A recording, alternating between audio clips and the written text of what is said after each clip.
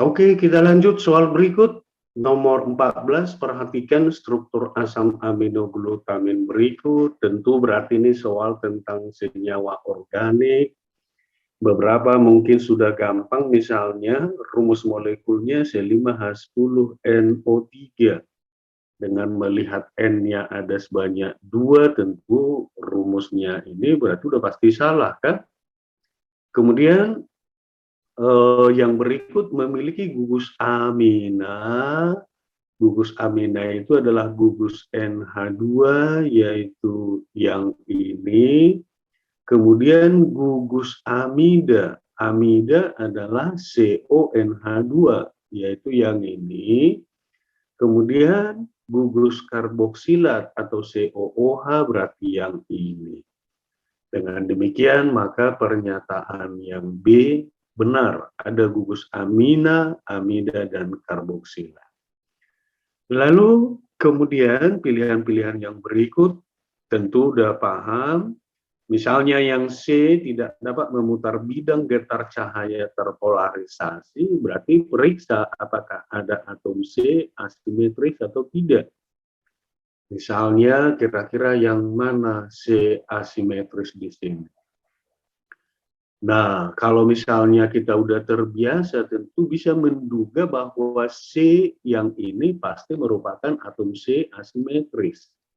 Karena C itu nantinya akan mengikat 1H, kemudian NH2, lalu di kanan COOH, kemudian di kiri adalah CH2, dan seterusnya. Maka semua gugus yang diikat ini berbeda, jadi kesimpulan atom C ini adalah atom C yang asimetris, sehingga dia dapat memutar bidang getar cahaya terpolarisasi.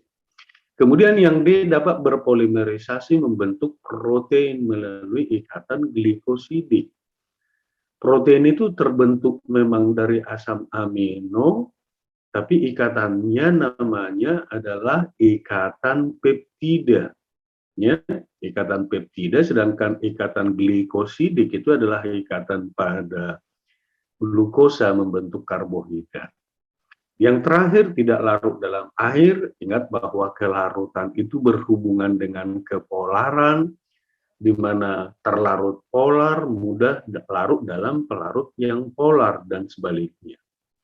Air atau H2O, karena dia memiliki 2 pasang elektron ikatan dan 2 pasang elektron bebas, maka air itu merupakan pelarut yang polar. Nah, berarti kalau misalnya senyawa ini polar, akan mudah larut dalam air, dan kalau tidak polar, berarti akan sulit larut dalam air. Kesimpulan, senyawa ini polar apa non-polar?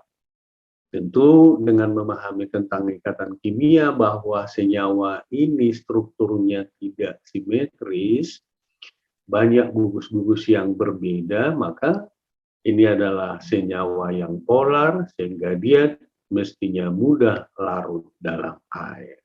Oke.